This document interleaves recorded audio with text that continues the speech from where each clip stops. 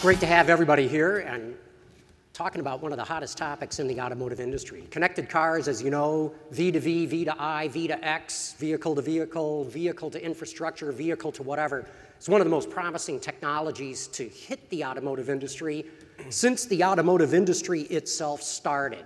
It's got a lot of promise, could have incredible implications for automotive safety, also congestion, emissions, fuel efficiency.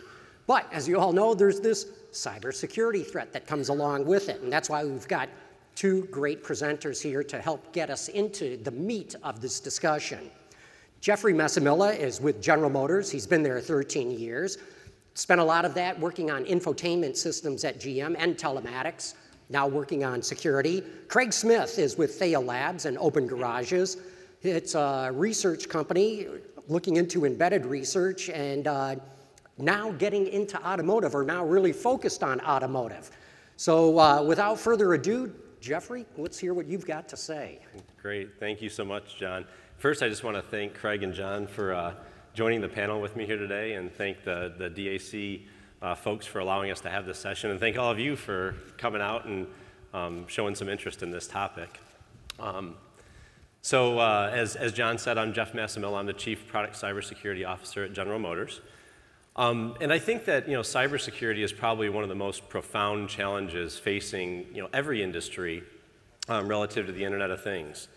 By 2020, it's estimated that over 50 billion machines will be connected to the Internet, and those things will do things to help us with convenience and safety inside and outside the car. If you showed this this picture up on the screen here, if you had showed this 4 years ago and asked what's out of place, everybody would point to the car. But quite frankly, as Ann mentioned in the opening, everything that we expect from our cars is growing quickly, and therefore, the technology is growing fast in cars. There's a lot of motivations to have good cybersecurity protection on the things, cars that we drive. First of all, anti-theft and anti-tampering. We want our cars to not be accessed without our knowledge, and we want to make sure the car is what we want it and what we bought it when we purchased it. Occupant safety and privacy is really important. We want to make sure that we're safe when we're driving our cars, and the data that's stored on those cars is kept private so that other people can't access it who shouldn't be. The prevention of unauthorized software and counterfeit parts is also a very important activity. You want certain features and functions on your vehicle, but you want to make sure your car is what you purchased it as and what the manufacturer validated it as. You want to make sure that you aren't getting features and golden eggs in those cars that you didn't expect. There's a lot of challenges for automakers in this space. I'm just going to focus on two. The first one being, I think the challenges, by the way, for every industry in this space. So, automakers are just a subset of this. The long product life that we have. So between the design, development, and validation, the number of years you sell a car, and the number of years a car is on the road, you can reach greater than 15 and almost 20 years for products that we're designing today for the length of time they'll be on the road. There's also a lot of technology differences between consumer electronics and the car. For instance, your phone that you have here today, if you leave it outside in northern Minnesota in the middle of winter, and you go out and you try to use the touch screen and it doesn't work, you're going to be okay with that. You stick it in your pocket, you'll warm it up, and it'll be just fine. But your car, you expect it to work every time. And what that causes is we don't get necessarily the latest and greatest technology available to vehicles that meet the environmental factors that we have to operate within.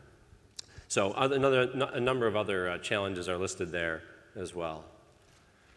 General Motors is continuously innovating in a lot of high technology areas, including safety, automated driving, electrification, infotainment, and fuel economy. And with those innovations drives a very strong commitment to the cybersecurity posture of our vehicles. I'm going to spend a little bit of time on this slide to talk about GM's commitment to this space. This is a corporate strategic priority for General Motors. My organization is greater than 50 people, a global organization, and growing quickly. It includes a cybersecurity red team. So we have an internal testing team that will help us through the development and design of products, and then also through the vulnerability management of those products throughout the life that they're on the road. We perform an end-to-end assessment. So we look at the cloud through the telecom down to the car and back up. We're employing a multi-layered defense in-depth strategy, and again, across the entire ecosystem, multiple layers of defense to ensure that the product can be secure for the life. We're employing a monitoring, detection, and response capability. So beyond a defensive posture, you have to know if someone's in your environment and be able to do something about it if they are in your environment. And then finally, we're leveraging third-party cybersecurity expertise. For instance, research environments like Craig, who oftentimes have companies that can perform services for us. We leverage other companies for technical solutions and testing services. And then we also work with other industries for a cybersecurity knowledge and comparing technical solutions. Finally, we also do a lot of external industry engagement, different industry forums, collaboration with regulatory agencies and policymakers. And then one of the big ones is university partnerships in STEM. It's really important that we have a lot of people interested in this space because there's a talent gap in cybersecurity that needs to be closed to help companies get the right skills in this area. So I'll just finish by saying, cybersecurity is not going away. It's not a static challenge. There's a lot of technology going into the cars, and GM is attacking this head on. The safety and security of our systems and our services and ultimately our customer is our highest priority. I'll turn it over to Craig here. All right, thanks. All right, let's see if we can get... Well, I don't think I have the slides up. So, oh, there you go. There you go. That's fine. I could have gone without them. They're just a bunch of pictures. So one of the other things besides running my own security company is I am the founder of Open Garages. Open Garages is a community of individuals throughout the world. They get together to share information, to collaborate on modifications to vehicles. We consist of mechanics, performance tuners, security researchers such as myself, and even artists. People in the past and the present love hacking on their cars. They like to, put bigger axles on pickup trucks that carry more weight. They'll take gas combustion engines, convert them to electric. In my case, it's taking things like firmware and making wireless demonstrations of exploitations on vehicles. But this has been going on for like 4 years now through academia and certain government groups. But in the last, say, year or so, we've seen a lot of increase in this interest in the security area in automotive and really just the general Internet of Things. And I'd encourage you all to live tweet any questions you have, as well as use your DAC app to put in questions throughout this talk. We'll answer them towards the end. In the past, what we did when we're modifying vehicles was purely mechanical. Then there's some electronics put into them. These electronics got more capable, as you all know, and they got firmware added, and now the embedded systems are basically mini OSs. They also took the network, which was all connected components, and converted them to little bus systems, like CAN bus and whatnot. You'll hear that people say that vehicles are software on wheels. And that's partially true, but they're more like a network on wheels with hundreds of components. In America, we love to tinker, and that's a fantastic thing. We like to take our products and personalize them or fill needs that, that didn't come originally with them. One of the challenges for auto manufacturers is to make a vehicle that fits the widest customer segment they can. So customization is very important to a lot of us tinkerers. And that's also one of the challenges that comes on both sides of this. You have to have a secure system without closing the system off from other individuals.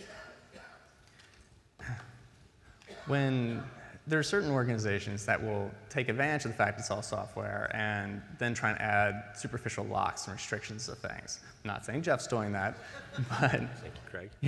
you do see this. And it's really unfortunate because it brings up a lot of problems. We do have the right to tinker in America, that kind of stuff, or at least the right to repair. But being that it's software, it gets a little more grayish, as to who owns rights to what. And with modifications, like for instance, there are certain things that are capable right now that they're kind of using, such as you can get wiring diagrams. You can get little tools that do read-only diagnostics of your vehicle. But those are still more focused on legacy kind of vehicles, traditional mechanical systems. And real modifications and real research now really requires a full understanding of the firmware and all the network communications in it, which right now kind of requires reverse engineering of all these things. So that brings up a lot of challenges for independent researchers as well. Like if you find a security vulnerability, how do you report it? Who do you report it to? If you learn how your vehicle works, like the details of the firmware, the network communication, how do you share that information? I mean, nobody wants to get sued for this type of stuff. And back to Jeff's point, if your vehicle gets hacked, or just even a wreck, maybe you want to just verify that there wasn't tampering done to the vehicle, or it wasn't from a hacking perspective. I mean, you don't always want to send your car back to manufacturers for that. We're going to need our own independent tools for verification as well.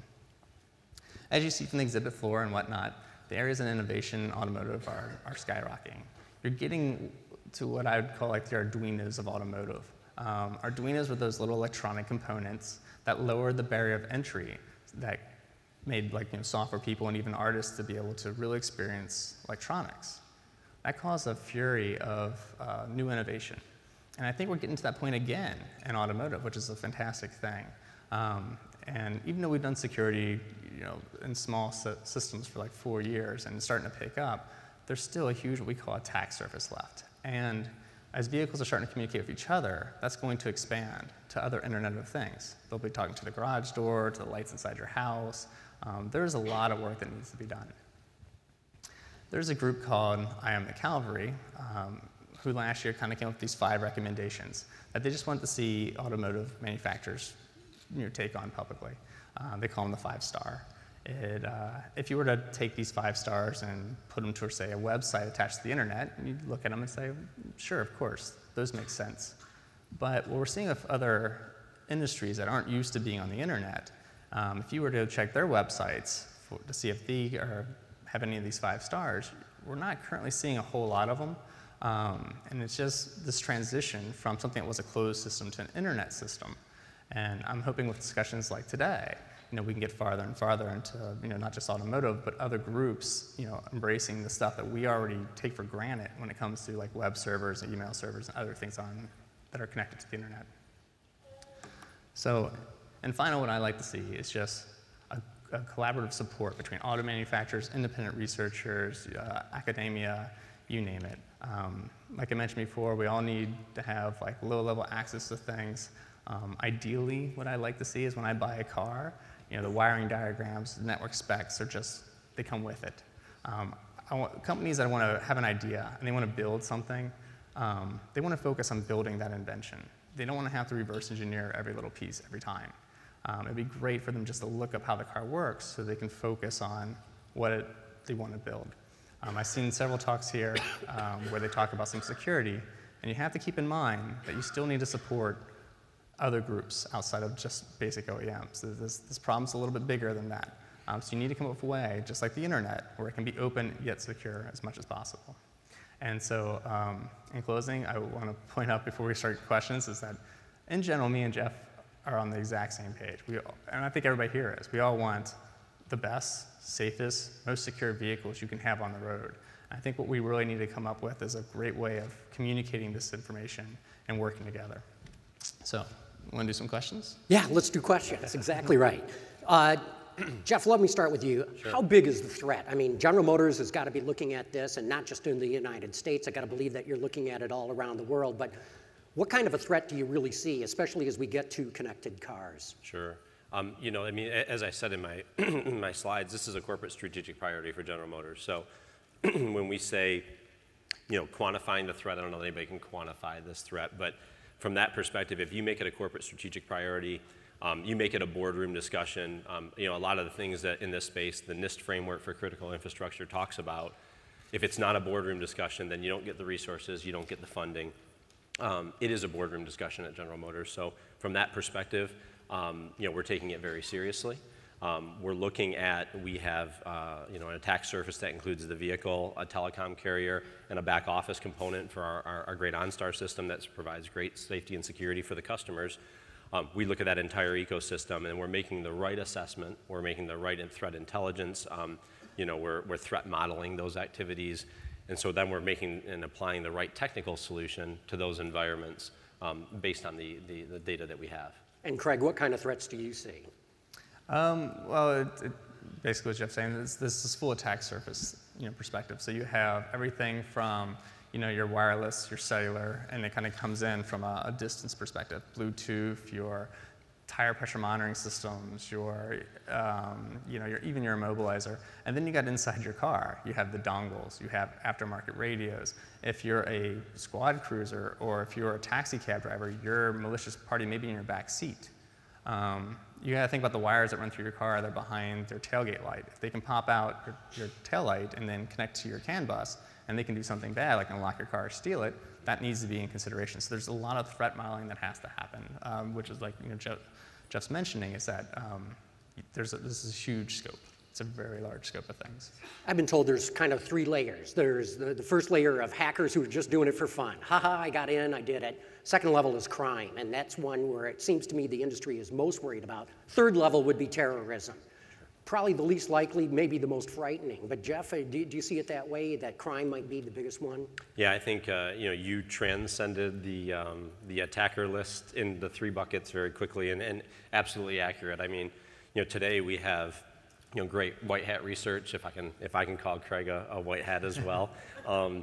Great white hat research. We have great academic research going on. We collaborate in all these environments with the research to further our understanding of the environment. But obviously the next step then is the criminalist behavior. And that's where you don't want to react to this problem when it gets to that point. You want to position the products and the services appropriately before it gets to that point. Your thoughts, Craig? Yeah, I mean, I agree. There's tons of different types of motivation. I get the question a decent amount of why would you hack a car, and it really varies. I mean, I do it obviously because I want to verify the safety and security of the car that my family drives around in. But other people could be doing it as a prank. Some could be doing it for a terrorist thing, or it could be for a crime, which the obvious one is stealing a car. But it could be things when you turn on your car, the car doesn't start, and the display says, "Oh, give me $5,000. That's right. Let you start your car."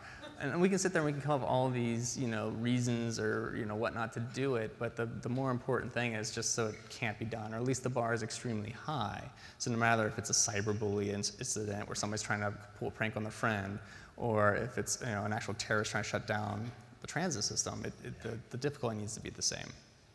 And I think just to add to that, if I can, because I think you see every industry transcend exactly what you said. I mean, the computer industry, where you turn on your computer and pay me this much money and I'll take that spyware off your computer. It went from white hat, it went to criminal behavior, and now obviously we're seeing some nation state activity in some environments as well. But I couldn't agree with you more on where it transcends and what those motivations might be. There's a tremendous amount of concern, both on the part of the public, I think with everybody here too, but in automotive. How much is it being anticipatory, or how much has already happened? I mean, are we working in terms of trying to prevent stuff, or are we already starting to see it happen? So definitely in academia, we've demonstrated. So I think right now we're doing decent in that, we've kind of, groups like Am the Calvary and the white hat hackers, they've done a decent job of coming up with attack scenarios, improving them, and putting them on the radar of automotive. And this is true really of anything that's currently being attached to the internet. Of course, I'd always like to see, that happen prior to being put on the internet. But we're still at the point where I don't think the crime aspect of it is super high. I think it's starting to get to the same level it was where it was before with theft of cars. There's been some rumors of some nation-state level stuff, but again, it's just rumors at this stage. So I think we're in a decent position that we can, and maybe Jeff can talk to where they're at. But from what I've seen, the newer cars coming out are going to be better off than the existing cars in this area. And that's not necessarily a bad thing, because there's a bit of a delay. But with the long-term support, there's that extra challenge. These cars are going to be on the road for 10 years, and if they don't have them today, the security measures, how do you deal with that? I mean, is that going to be a third-party piece you buy for your car to fix something? Are you going to do recalls for it? There's still a lot of questions I think need to be answered. Jeff, same question. Have you seen attacks already, or are you just getting ready for them? Yeah, so there's been no fielded attacks of cyber incidents on vehicles. As Craig said, mostly research environment, whether that's academia research or white hat research, has been where the majority of demonstrations or those types of activities have occurred. So I think it's really now is the time to get in front of this. Now is the time to posture your products appropriately. I would even argue, you talked about going back, the cars that are on the road today, taking any of the attack surfaces that you can even bolster up the security remotely for those fielded vehicles, I think is important to do. And industry steps that we're taking to go off and do that, because unfortunately, as we see in all the different industries, this transcends the list of attackers very quickly, and it's going to be very important to get out in front of this from both an OEM perspective, a supplier perspective, an industry in general perspective. How do you really protect cars, though? When we see that the Pentagon has been hacked, when we see that President Obama's own personal email account was hacked, it seems that anything can be hacked. You would think that those are two of the most protected areas in the world, and yet somebody broke into them as well. How do you prevent, or how do you deal with the fact that anything can be hacked? You want to start? Sure. Yeah. No, it really is the same as any kind of corporate environment. And so, you're always going to have defense in depth, and you're going to have to raise the bar as high as you possibly can. If it's nation state that's coming after you and you consider that an acceptable risk, then fine. But that's kind of what you have to think about. I mean, you're not going to make a system that is unhackable. That's ridiculous. But what you're going to do is you're going to make it hard enough that, if I'm just tinkering as a student, hopefully I won't be able to take down the entire metro line, that kind of stuff. So it's a defense in depth strategy. It's really not that much different than a typical corporate environment. You do have a wide range of different dispersed things, but you also do in a corporate environment. So you have to kind of apply the same things, make it as difficult as possible for the hacker. So he has to put in a decent amount of effort into things. I think a lot of the attacks you see right now in corporate environments that are pretty successful are social engineering attacks. Right now, you can't really do that with a car, so at least that's a benefit. I don't think you can send somebody a PDF that they're going to run and take over the car yet. So, you got that going for you. But I think it's the same challenges, honestly.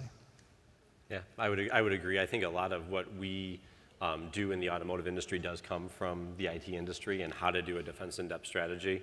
You have to look at this from a defensive posture of the back office. How do I make sure the back office from an IT perspective is appropriate defensive posture?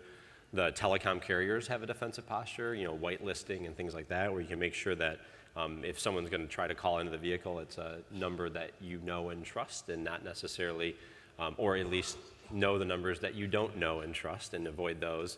And then from a defense in-depth strategy on the vehicle, there are a lot of potential solutions, from firewalling, preventing unauthorized software, preventive abuse of diagnostic commands, authenticating safety critical messages. There's a lot of defensive measures that you can put on a car, but I think what's really important too, and something that we are focusing heavily on, is the ability to monitor and detect in your environment. So, because I would agree with you, John, I think in the end, if someone really wants to get into anything, and not just a car, if someone wants to get into the systems that are running DAC, with the right level of resources and energy, they're going to get in.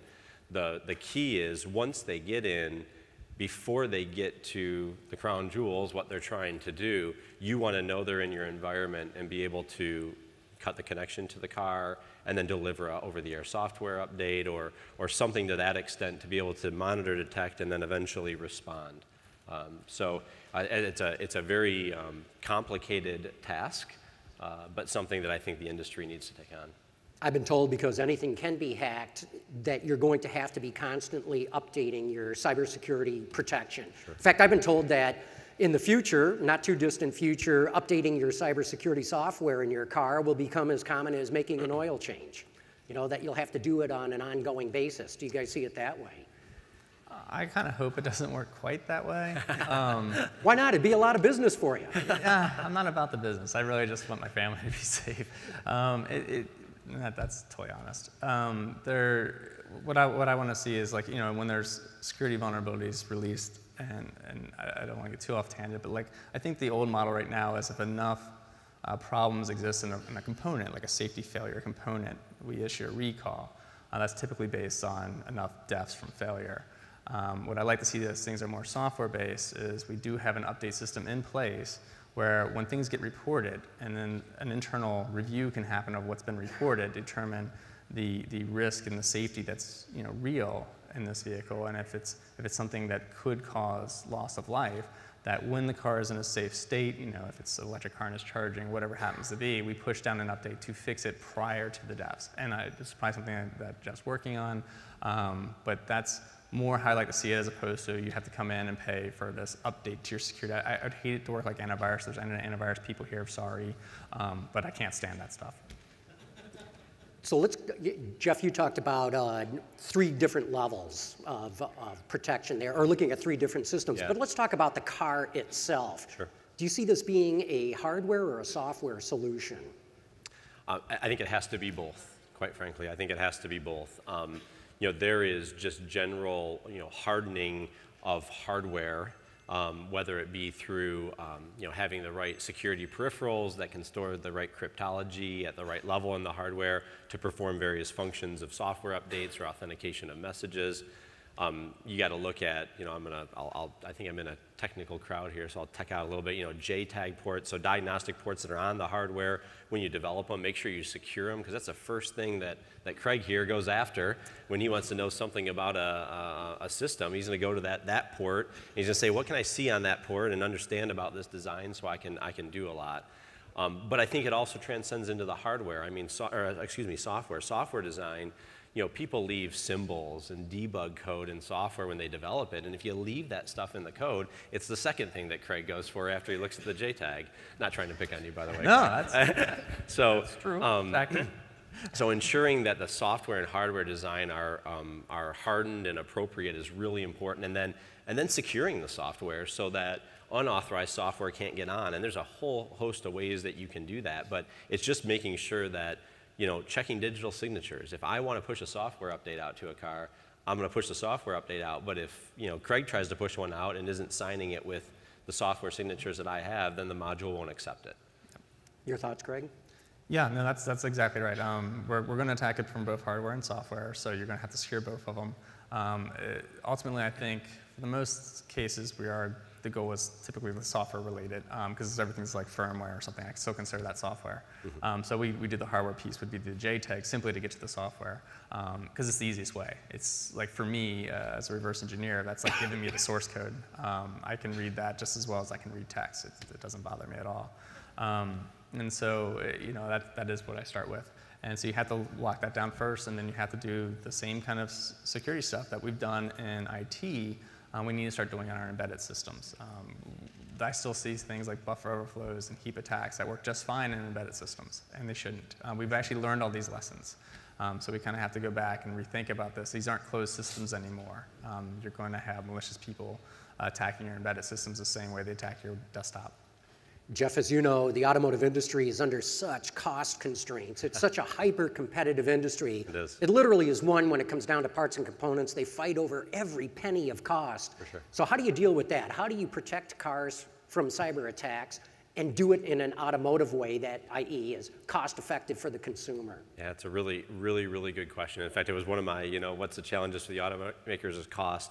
But I know there's other people in the crowd who are not from an automotive, and they go, well, my challenge is cost too, so you can't just say that. And it's true, right? Everybody's cost challenge. But if you aren't in the automotive industry, you wouldn't necessarily recognize John's point there about down to every last penny. And so I think the first thing here, and I said it in the intro, is if cybersecurity is not a boardroom discussion in an automotive company, it's probably not going to get the attention and resources that it needs.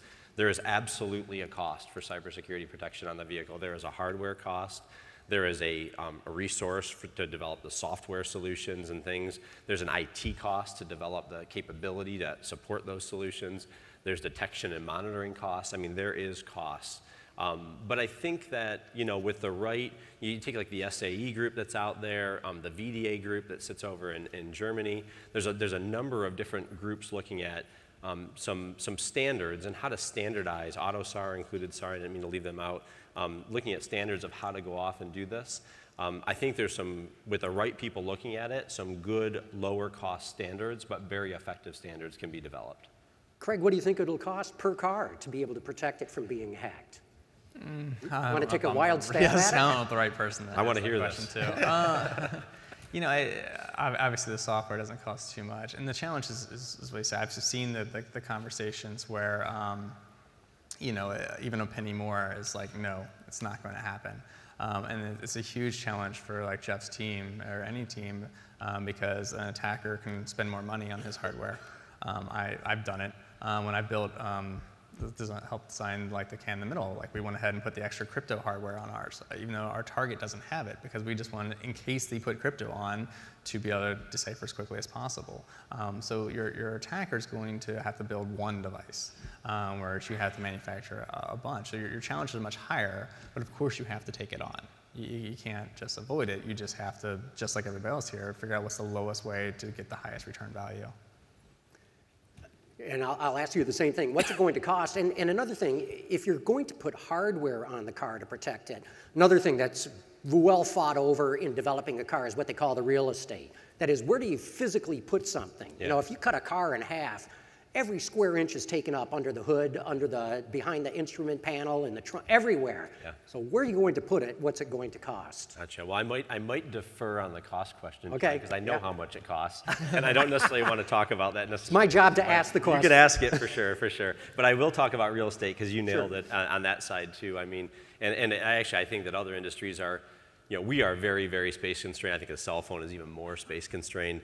But you're talking about, potentially added physical parts to the vehicle that need to package within the environment. And then you're talking about impacting, the average car has 30 to 40 ECUs on it. Now, the most sophisticated with, over 100 million lines of software code have 60 to 90 ECUs on them. So, when you're talking about all those control units that sit on a car, when you impact those, and you need to impact those from a cybersecurity, each individual one, you can't bolt on and just put one new module in the car and everything is just great. You got to impact all the safety critical ones, or the ones that would maybe contain private data. The impact there isn't so big because you aren't really adding a lot of hardware, you're adding a lot of software, maybe some hardware capability. But that added module, I mean, it's a challenge. And where do you put it? I mean, for every car, it's different, and you probably know that. Every car, everything is different in every car. The only thing that goes in the same spot, I think, is the engine. I can't even say that because there's mid and rear engines, so never mind. I can't say it at all. The seat and the driving and the steering. That's about it. Craig, it was real interesting that you were talking about with open garages, you're looking for all different kinds of inputs. You even mentioned artists. I find that fascinating. Talk a little bit more about that, of how you're seeking out different ideas from different types of people. Well, they all collaborate. So they show up and come to us with their ideas. And so one group that is pretty prominent in the open garages is the group that goes to Burning Man. There is like this kind of a parade for cars, and they're all decked out, and they're in costumes just as much as anybody else is. And so if you want to integrate your lighting systems or whatever else with what you're doing with the car and your environment, you have to know and understand, and right now it's reverse engineering the network communication protocol, so that if you want to react against the sensors of people coming near your car, you want to light up a warm glow or whatever, you're going to have to integrate with those to do that. And so that's just one example of where artists have come into open garages with questions like, how do I do this? And we're here to help them too. Jeff, same sort of question. Sure. It seems to me that the automotive industry is trying to get out ahead of this. Yeah. And yet there's talk of even more need to collaborate. Yeah, There's been talk, and I think you touched on it, of ISACs, information sharing, and what I wrote it down. It's anyway, you know what I mean. And I think the audience does too. Yeah. How would you assess the industry's level of collaboration so far? Yeah, so I think that there is great collaboration, but there is definitely a need to do more and have more engagement. So I mean, we can talk about the industry forums like Society of Automotive Engineers. A GM engineer leads that. The Cybersecurity Committee of Society of Automotive Engineers. VDA, it's the German equivalent of Society of Automotive Engineers. AutoSAR. There's those industry forums where collaboration is going very well right now. Then you have the ISAC, so the Auto Alliance and the Global Alliance are setting up an information sharing forum for threat intelligence. That's something that we've been pushing and helping them to get set up, because I think it's really important to get national level threat intelligence, get suppliers engaged in that forum, get automakers engaged in that forum, so we can share relevant knowledge in any way that we can. And then I think collaboration even among the OEMs and outside of the industry. I mean, we collaborate outside of the industry in the defense industry, in the aerospace industry, in the consumer electronics industry. And what we're trying to do in that case is identify, do we have common issues with those industries that aren't solved? And if we do, let's collaborate and solve them. And if not, let's compare where we can in a non-competition type comparison, right? Where we can say, hey, this is what we're doing, that's what you're doing. Are we missing something? Are you missing something? Can we do something differently? But I think that collaboration, if anybody thinks they can solve this within their own company, I think that's the wrong answer. Hey, we've got a number of questions coming in from the audience. Let's get them involved here. And the first one up is, how can we help the public separate unwarranted fear from real risks in cybersecurity? Craig, you want to take a stab at that? Yeah, I actually hate what we call FUD, which is the fear, uncertainty, and doubt factor. You see a lot of security firms do this. I can't stand it. It's just to get people scared enough they buy their product. And unfortunately, the media does it as well. I can't give an interview with someone with a camera unless I do something scary. And it's a little irritating. Yeah. Oh, I'll do it, but you know, I try not to do it on camera. So, and personally, I wish it wasn't that way at all. But like I mentioned before, like academia and stuff had research in security and demonstrations 4 years ago. But it wasn't until last year until it really started to pick up steam. And a large part of it was because people were afraid. And it sucks. I wish we can come up with a better way to do it. It'd be nice if somebody could just say like, hey, I think this is a problem. And the business is like, yeah, sure, let's throw some money at that. But it doesn't work that way. Consumers have to be interested. And right now, at least with American society, it typically is around fear. Yeah. For General Motors or any car company, it's got to be a real concern. You don't want the public panicking, and your brand is at risk. Yeah, exactly. Brand. I mean, just the user of the car needs to trust the product that they're in, right? Brands are a big thing. It was on one of my slides. It's obviously internally we want to protect our brands appropriately and have people trust those brands, but really we want everybody to trust the car that they're in. And actually, I would somewhat turn the question back on you, John, of how can we separate it? Because I think that media plays a big part of this too. At the same time, I mean, the automakers and the suppliers need to step up and address this thing head on and do the right thing for the product. But the media does like to make news stories out of things, and sometimes it is all true, sometimes it isn't true. The white hat, I think researchers play a part in this. How do they disclose things that they find? Do they do that responsibly, and do they allow the manufacturers and the different corporations out there to know what they are before they blow them out of proportion in a media perspective? I think there's a lot of aspects to this, but I think the important thing is cars are safe. I mean, cars are safe. Everything we do, everything we use today in our life is safe. But you have to be thinking about it, and you have to address these concerns as they come up. Look, as a member in the media, I can tell you, we love horror stories. If it bleeds, it leads. And it's a real cause of concern. And as we get into all the social media where things are getting shared instantly with no fact verification, this is a big cause of concern. I don't know if any of you saw this article in the New York Times last weekend of these Russian trolls who are deliberately sending out disinformation. They created this sort of simulated ISIS attack down south. They tried to create more of an Ebola scare. So now you've got state activists trying to get out and scare people. Yeah. As consumers, we like to check out all kinds of things. We like labels. We like to see what's on the label. We like to see reviews of it. But when it comes to media, we'll just buy anything. And so we've got to become as smart at consuming media as we do the other products that we buy. I don't have a better solution than that, but it's something that's got to be addressed, because I can see the opportunity for mass fear being created, especially as this whole connected car thing becomes a reality. You're right. Yeah, I'd like to see individual capabilities for verifying stuff. It's great to be able to verify it from, the auto manufacturer says this is what should be on your system. And I can, as an independent, say, well, let me check it for myself. Make sure it's there. Run, some of my own tests would be fantastic, because then you don't have to take my word for it. I mean, I don't want you to take my word for things. If I can demonstrate something scary, why don't you go test it yourself? Can you give us an example, a real-world example? Here we go, media. No. I mean, of how do I verify this? How do I check it out? What am I checking out? So unfortunately, right now, there isn't that collaboration yet. We don't have a white list of what should be running on systems and how it should work.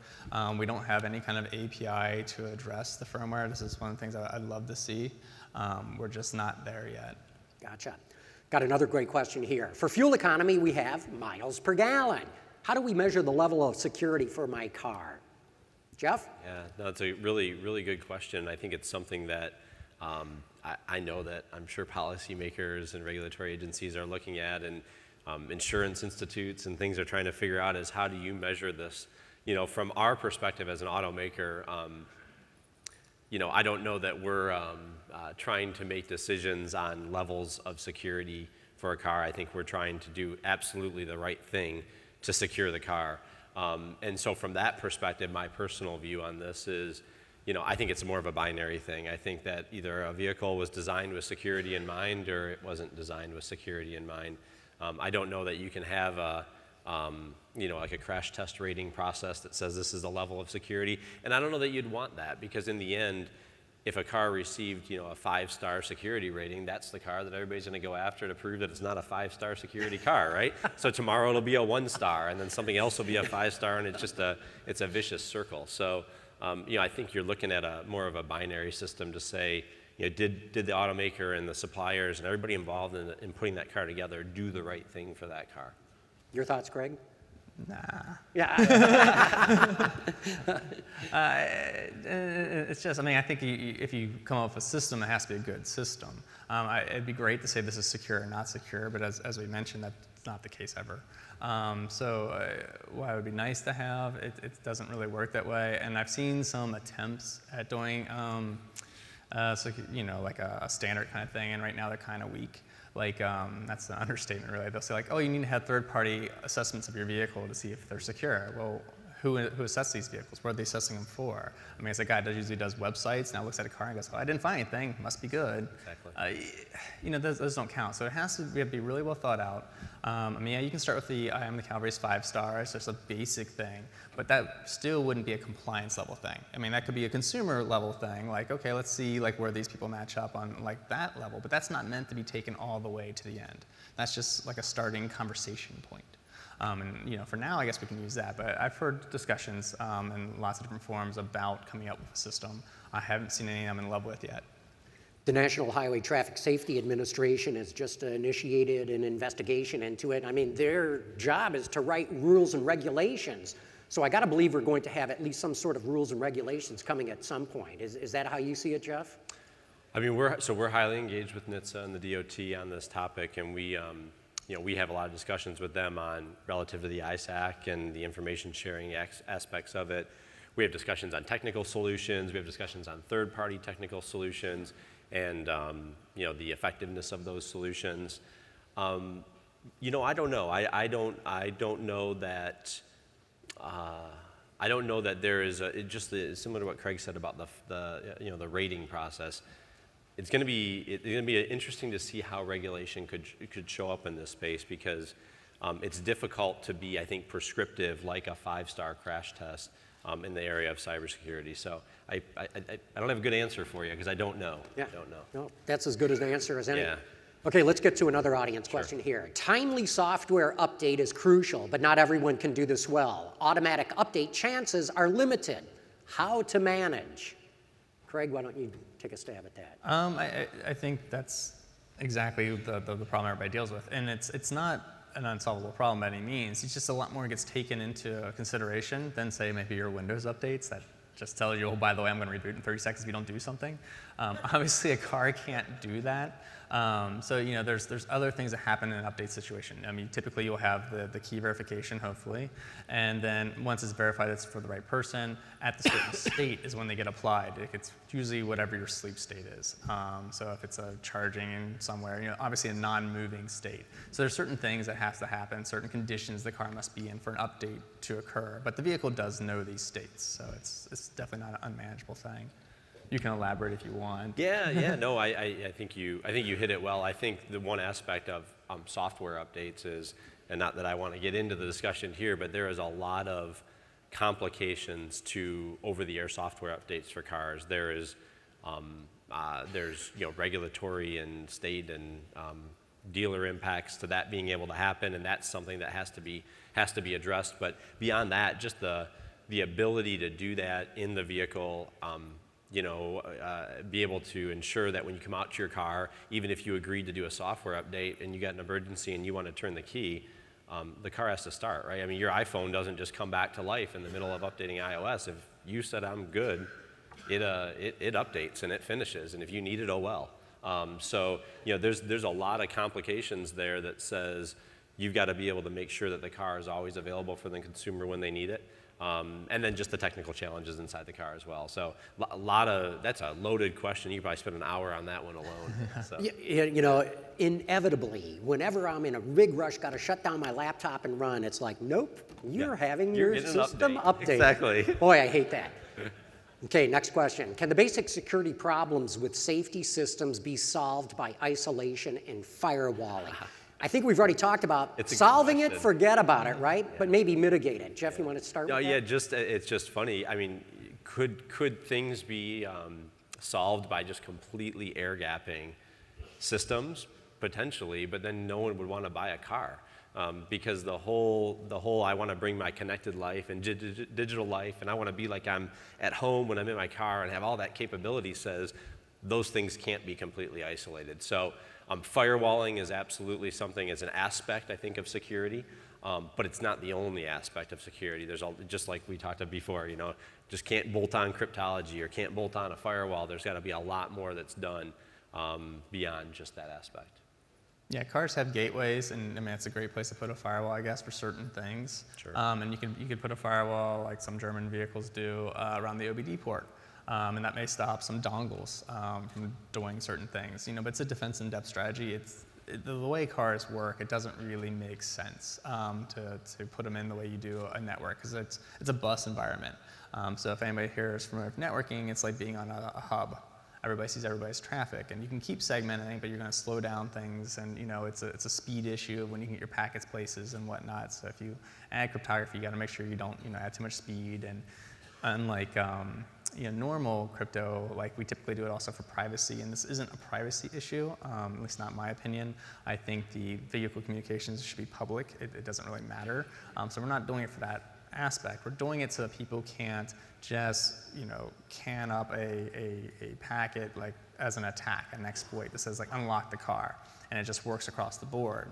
So that the problem you're trying to solve isn't not be able to figure out which packet unlocks my car door. The problem you're trying to solve is make it so it's not easy for me just to say unlock the car door. And so they're actually different problems. That's a good point. Next one. What's unique about the challenges for automotive security compared to traditional computer security?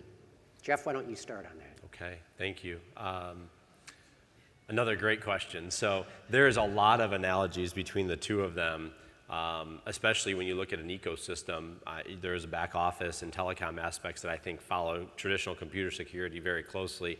When you get right down to the car, though, I think there's a lot of similarities in the defense in-depth strategies, the monitoring, detection, and response capabilities, but really it's a unique skill set, and we find this. So we work with a number of universities trying to create the skill set for the automotive environment that may or may not exist out there today.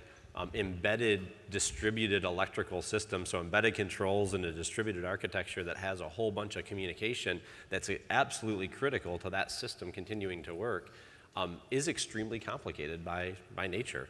And people who have traditional computer IT skills or security skills, they understand the basics around the security side, and they understand maybe the computer aspects of it, but not necessarily that embedded architecture side. So I think it's something that universities, STEM activities, we need to step up and create people who have knowledge and capabilities in this space. And even as Craig said, when it comes to test houses and things, there's people that have been testing computer systems for a long time, and they're very, very good at it.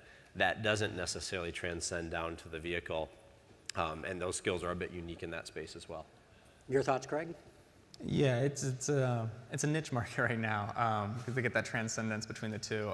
For whatever reason, it's like people who are in automotive tend not to be full into software security, and software security people feel like, oh, it's mechanical, I don't really understand how cars work. It has crossed the gap, but I guess the professions haven't really crossed over as much as we really need them to right now. And sometimes it's really just a matter of getting exposure more than anything super complicated. It's not like, oh, I can't understand how this car works, or this security concepts are too confusing. It's just there isn't that cross-pollination between the groups. And I think once we have that, it's gonna work a lot more like we do computer security now. It's just we're not quite there yet. Look, with that, we're going to have to wrap this up. But ladies and gentlemen, please, a warm round of applause for Craig Smith and Jeffrey Massimilla. Thank you.